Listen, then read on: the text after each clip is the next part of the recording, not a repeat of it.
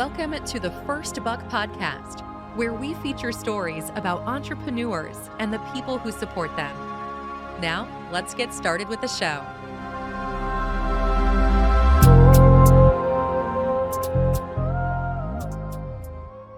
Hello, and welcome to the First Buck Podcast, brought to you by sky'sthelimit.org. We feature stories about entrepreneurs and the people who support them. Today, we're joined by Katharine Weymouth, Chief Operating Officer at Togetherly Parents, a community for parents with struggling teens and young adults. Ms. Weymouth also serves on several public boards, bringing her experience as a former CEO and leader responsible for transforming a business in the midst of a large-scale disruption into a truly digital platform. In addition to her startup experience, Ms. Weymouth brings extensive executive leadership and strategy experience gained through numerous leadership positions over 17 years at the Washington Post, including 7 years as a publisher and chief executive officer and 4 years as VP of sales, responsible for over $500 million in revenue annually. Ms. Weymouth also serves on the board of many other organizations.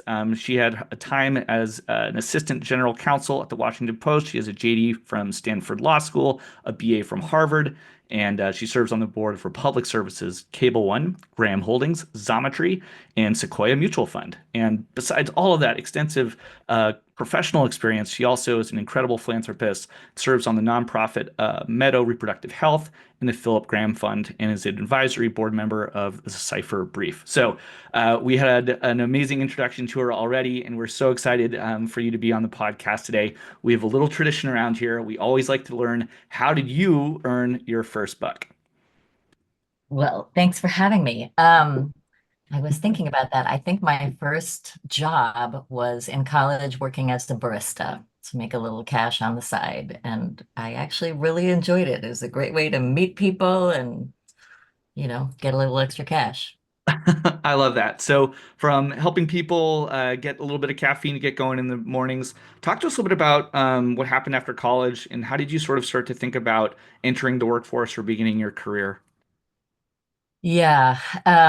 Well, I had a I was an English major, so it was not a practical degree in any sense. And I knew that, and I didn't really know what I wanted to do when I grew up. So I did what a lot of people do, which is I decided to go to law school and get a more practical degree. Um, so I ended up, I think people had all my life had told me I would make a good lawyer. I don't know why they told me that, but I was like, okay, I'll go to law school. So that was kind of my path to getting a regular job. Okay, so we go to law school, graduate. What does the entering the world look like at that point in your life? Well, it's kind of easy if you just follow the path. You get a summer job at a law firm. If you do okay, they offer you a permanent slot. So I clerked for a judge for a year, which was great experience. And then I moved to Washington, D.C. and joined a law firm. And, I think of it for me as sort of my Marine boot camp. I Hmm. cried for the first 8 months, I think. Oh God. Law school, unfortunately, had not prepared me in any way for actually working as a lawyer.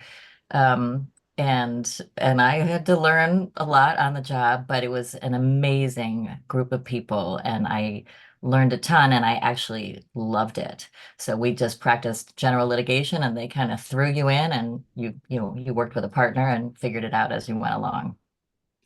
This is one of the things I think we hear a lot from professionals that have had pretty interesting and difficult careers is that there's usually a period of time early on where things are very difficult and they have to enter the workforce. They may not know everything, and some people deal with getting a lot of adversity at them in different ways. What were some of the how did you approach that? Because being told you're not good enough or that you're not doing it right, or people take criticism sometimes very difficult in a difficult way. So how do you get through all that? Yeah, that's a great question. I think, and maybe this is especially true of girls and women, I was good at school. I was good at following instructions and doing the homework and getting it in on time and all that kind of stuff. But that doesn't prepare you for the workforce. And I guess I didn't really have mentors at that time who could tell me how to find a mentor at the law firm, how to ask advice of somebody, what to do when you mess up. And, I was kind of used to getting good grades and doing so. I will never forget, but it was a great lesson. A partner pulled me aside. I had prepared some kind of document, and he handed it back to me, and he said, "There are typos in here." And he's like, "You need to go back." He's like, "Details matter. You need to go back. You need to review this, and do not hand me another document with typos in it." And part of you is thinking, "Oh, whatever, it's just a typo." But it was a great lesson. Like, it's annoying. Nobody wants to proofread something after you've written it or read it twice or edited it or whatever. So it was just a lot of lessons like that. Or one time I was in a deposition and the partner was taking the deposition, and it was a divorce case, and the partner had to run out of the room for something. And he was like, "Catherine, you just take over for me." And I was like, "What? I don't know what I'm doing." Um, but I appreciated that because that's the only way you kind of learn is a little bit being thrown in the deep end and then just putting one foot in front of the other. And maybe you make a mistake, but it's okay. So there was a lot of stuff like that. I remember we had a trial in one case, and and I guess I secretly am still. I was an incredible introvert. I was so shy. I couldn't do public speaking at all. And the partner told me that I had to cross-examine or examine one of the witnesses. And again, I was utterly terrified. Um, but I did it. And I even got feedback later from the jury that they really liked me. And so it was it was scary, it was hard, but it was so good for me. And I appreciated that the partner believed in me and pushed me to do something I wouldn't have chosen to do on my own. I like that story a lot. Thank you for sharing that. I think those first sort of mentors, advisors, coaches are sometimes tough bosses that can show a little bit of confidence. It helps sort of like open the aperture up of one's possibilities. And Totally. I think it's important for young people to know that sometimes being criticized or told that you're not doing a good enough job isn't a personal attack. It's a potentially opportunity to just improve. And if you can see it as that, it helps basically invite more of it in a way that you can sort of improve over time. And so, thank you for sharing Absolutely. that.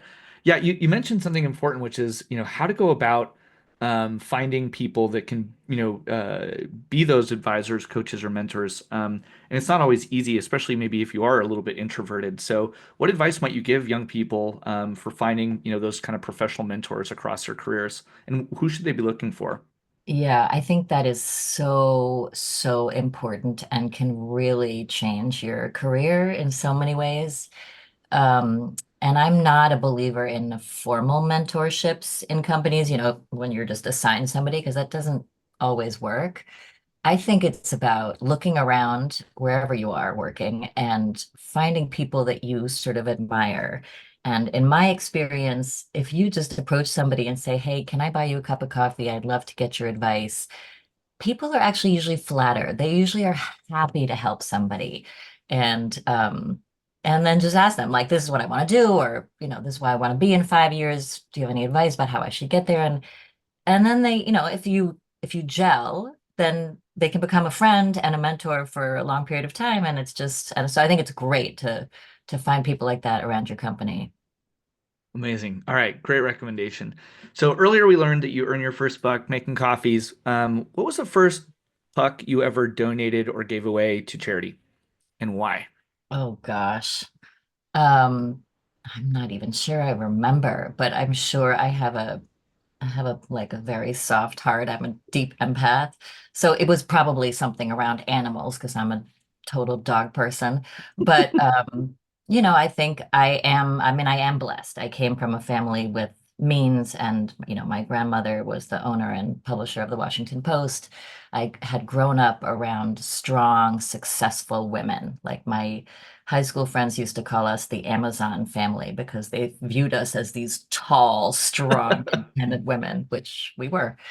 Um, so I think I had always been raised with a sense of, you're incredibly lucky. You've been given an amazing education and incredible opportunities, met really interesting people, and you owe society a debt. Like, you need to pay it back.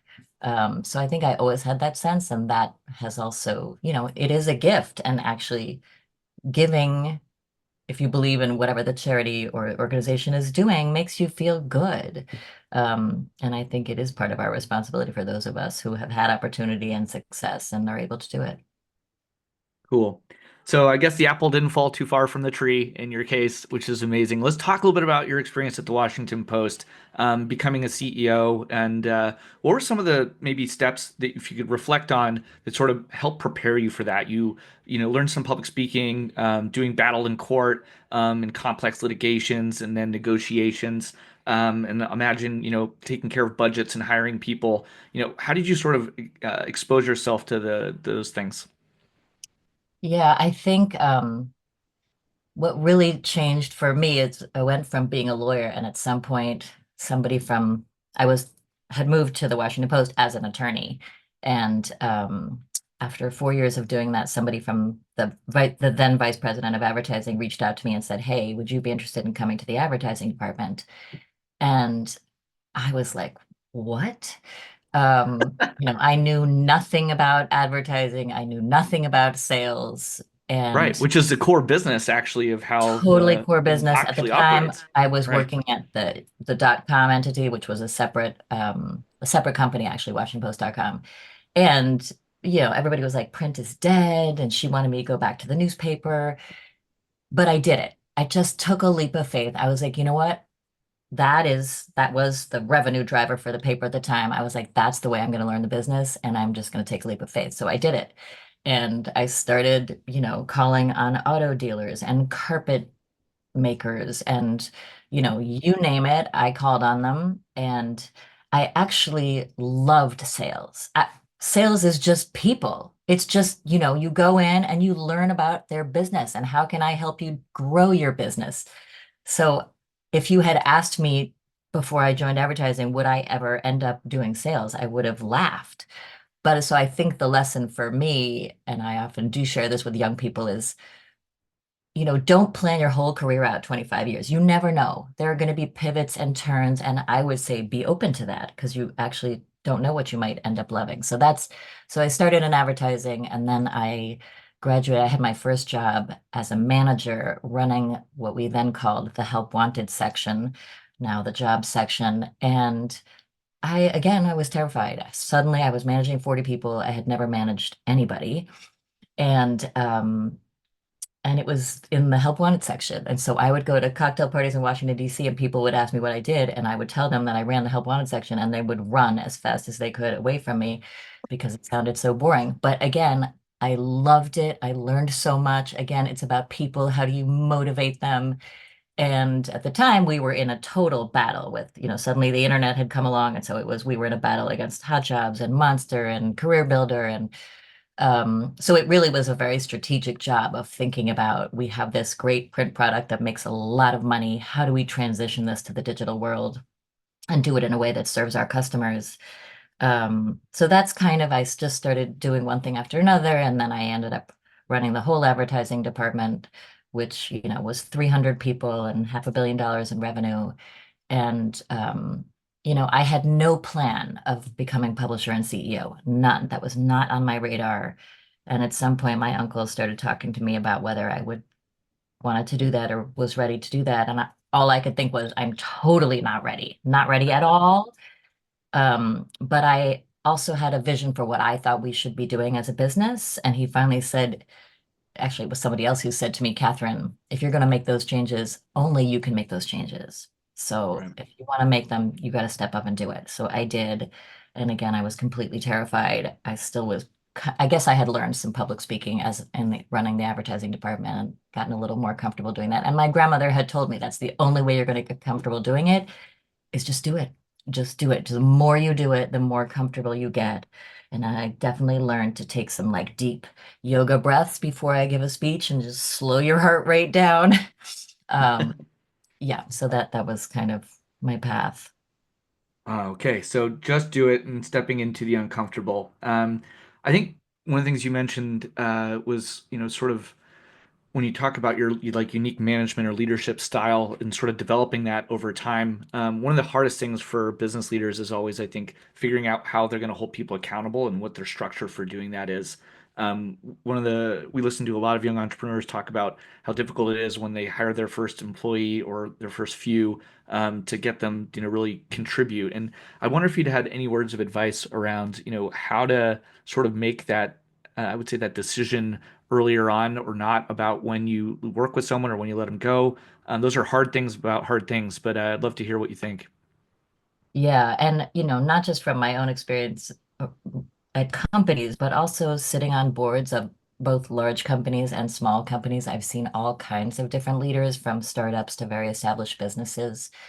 I am a firm believer in identifying talent, and just surrounding yourself with great people. I remember when I first took over the helm at the Washington Post, my uncle said to me, Catherine, you don't have to be the smartest person in the world, but you have to surround yourself with the smartest people and then listen to them. And I think that's the key part. A lot of people say, oh, yeah, yeah, no, I'm happy to get different feedback and people who disagree with me, but it's not often true. A lot of people really like to surround themselves with yes people. But in my experience, that doesn't work very well. And so I really just tried to surround myself with brilliant people, way smarter than me, who knew more than I did, and kind of, we would agree on what direction are we going, what's our strategy, what are we trying to execute, what are our measurements, our key indicators and stuff. But once we agreed on that, I'm a believer in let people run, let people run, let them come to you with ideas. And you also have to be, you're going to make mistakes. And when you are the leader, you have to own those. And I had several very, very public stumbles. But I very quickly said to my team, you know what? I'm the CEO. I own that. But we cannot stop taking risks. So, it's great to take credit when things go well, but you also have to take credit when things don't go well. Yeah. So Yeah, that's so maybe someday you'll have to run the podcast, The Buck Stops with Me. no way. I like that. Okay, yeah, so amazing. Own your mistakes and basically foster an environment where you accept that failures happen, you learn from them, but you have to keep moving forward. So, you operated that business at such a tumultuous time in some ways where the internet was coming along and arguably disrupting print media, and everyone said it would maybe, cause those major institutions of knowledge to potentially disappear. And I'd love to hear your perspective, like now, 20 years since the dot-com sort of bubble, and where's it headed? Like, is it more important than ever to maybe have a bit of a slower media that can actually analyze perspectives and study and do deep research and longer form thinking? And in this era where we've sort of become addicted to very short form information, and people don't seem to be able to analyze complex issues as easily. I'd love to hear, one, maybe with your perspective on, how the news media is going to change, or what it sort of needs to deliver in this day and age, because I think very few people have a vantage with as much expertise as yours. Yeah, I mean, I definitely do think it's more important than ever, and I wouldn't say slower necessarily, but I would say trustworthy and reliable, journalists who are checking with multiple sources who don't publish a story until they know it's true. So I do think good journalism is more important than ever. I think the challenge is for a variety of reasons. I mean, as you said, people have gotten used to very bite-sized snippets. My kids probably get most of their news from LinkedIn and TikTok, which frightens me a little. Um, but I think the challenge is the media has lost, the sort of so-called mainstream media has lost the trust of a lot of people. And I hear that all the time from really savvy business people. And I think some of that is, the Trump administration, calling them liars and whatnot. So I think it has really eroded trust. So I think the media has to re-earn that trust. They do have to make sure that readers understand where the facts are coming from. But I also think we have to reach people where they are, right? I mean, if only the 1% are reading the so-called mainstream news, then it's not reaching people. So, certainly the Post, the Times, the Wall Street Journal, and many others are doing everything they can to be on every platform to explain to readers how we vet our sources, why we use an anonymous source if we do. Um, but I think it's a challenging time because our country is so divided and people are getting their news and now we have AI and misinformation and people don't really know what they can trust on the internet and what they can't. So I think there is I think a lot of it is just educating people about which sources they can trust, which sources they can know. And, are organizations biased? Yes, of course. They're people, they're human beings. But, the mainstream publications really work hard to be as objective as they can and just share the facts with their readers. But the business model is incredibly challenged, and that's not changing. The internet completely disrupted the business model, and that challenge is not going away. And it's why, of course, we ended up selling the Washington Post to Jeff Bezos because we knew that we needed an owner who believed in the mission, who could invest in it, who could take it private so you didn't have to every quarter report your results and how much advertising sales were down and all that, and who could invest in the newsroom. So it was a hard, sad decision for my family, but I think it was the right thing for the Post. So I think the business model is challenged, and that's not changing. People don't want to pay for news. They view it often as a commodity. So I think that challenge is just going to continue, unfortunately. Yeah, what you guys went through is so interesting because it's one of the hardest things a company can go through is to actually pivot its business model. One day you're making money this way, and then you're watching revenues, basically shrink, and you Yeah. have to build a completely different thing potentially. And so executing on that almost requires creating a new company in some ways. It's one of the hardest Which we things to did. do. Yeah, I mean, we did. And my uncle did create a new company. It was a totally separate, and he viewed it because he was like, the mothership will crush it. So he did start right. WashingtonPost.com, I think, very smartly as a new company. So we did all that. We did pivot. The challenge was how to make money.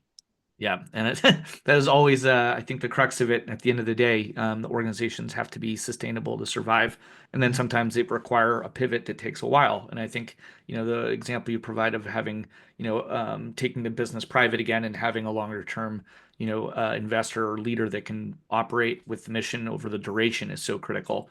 Your Yeah. points around the news media and the environment we're in, are so poignant today. Thank you for sharing those. I think most people don't never really thought about like the recipe that goes into making a story and how, like you said, sources are interrogated, and why sometimes anonymous sources are used to protect the identity of those people that are sharing sensitive information.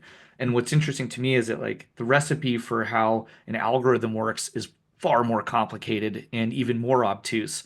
And so people are ingesting large amounts of information now from a much more, I'd say like alien form of a recipe for it. And so it'll be interesting to see how over the long term, we're able to maybe shine light on how those things operate. It's not just it's technological bias plus human bias.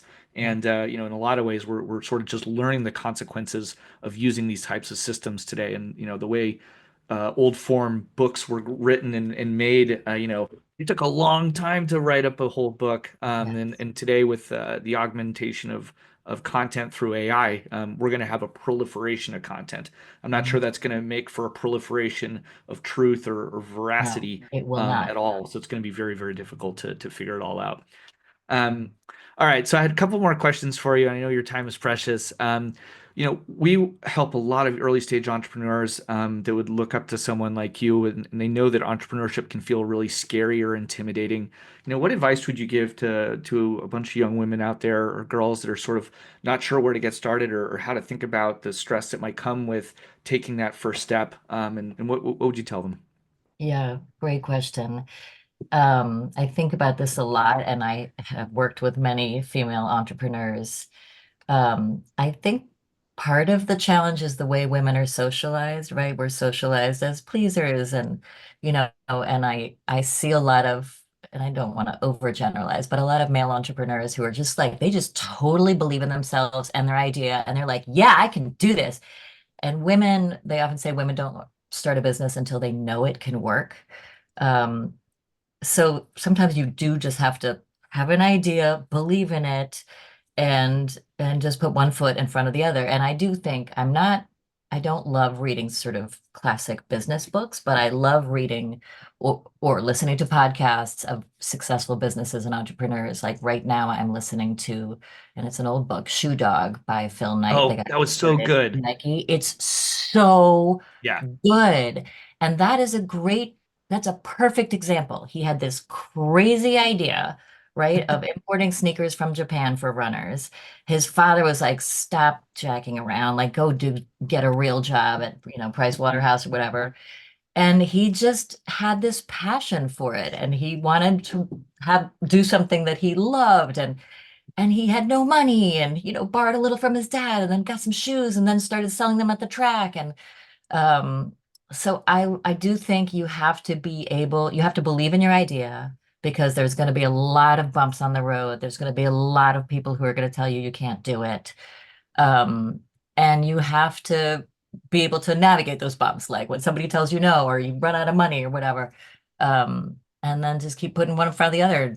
Ask your friends to help, or get some mentors or whatever. And, and sometimes you also do have to, and he keeps saying this in the book, and Mark Zuckerberg says it a lot too, fail fast, right? 90 something percent of new businesses do end up failing. So you have to, I guess, know when the signs are, what, you had this great idea, but there's no demand for it. No customer wants that product. But I also think his book and many others, like the story of the Walmart founding, I was just listening to, I think it's Acquired podcast, did a whole thing on the Walmart founding, and it's another totally scrappy story. So I think, and Sam Walmart talks about it, Phil Knight talks about it. I think it's actually better not to get big VC money, because you can get a little sloppy with that, hire too many people, get a fancy office. There's something good about having to be scrappy and having to figure out how to do something before you can buy the really nice point of sale system or whatever, and learn before you can invest that kind of money. But it Yeah. is definitely not easy, starting a business. Well, thank you so much for sharing all these pearls of wisdom. I've got a bunch of things here I'd like to sort of summarize. So, from the early days, I think taking what you can around you, and then learning as much as possible, taking some risks, believing in yourself, I think was something that came through really strongly. You talked about the importance of forging relationships authentically. I think this is really key. If you're going to find mentors or coaches or advisors, develop those in a natural way, and find people you admire that are role models for you. That was really amazing. I loved your point around getting close to revenue, especially if you're early on in your career. If you have opportunities to find the revenue center of your company, and sometimes that means getting out of your comfort zone. I know a lot of people go, like you said, I don't want to be near sales. That sounds icky. I'm like, sales is maybe arguably the most important aspect of almost everything the organization Every does. It's like business. Yep. 50-50 sales and product or service. And so getting close to that, understanding the dynamics of it, listening to customers, and getting good at understanding their problems so that you can help them is so critical to company success. So that was really, really good. So do uncomfortable things, put yourself out of your comfort zone. And then your summary was, really, really poignant. So believe in your idea. Sometimes you have to ignore some of the naysayers. Find people around you to be supportive, recruit help. And if you're going to make mistakes, fail fast, and figure out by listening to your customers, who are your best teachers, what's working, and validate your idea or demand. So thank you. That was an amazing story to hear from you across your entire career. Thank you so much for sharing that with us today. So in conclusion, thank you again. At skyslimit.org, we connect underestimated entrepreneurs with volunteer business professionals for free one-on-one mentoring. We also provide business guides to all our members and monthly funding opportunities. So if you liked what you heard today, please subscribe or share this podcast. We'd be very grateful. Thanks again. Thank you. Thanks for listening to the First Buck Podcast. Don't forget to join the community of underrepresented entrepreneurs and their supporters by signing up at skysthelimit.org. Click subscribe, and we'll see you next time.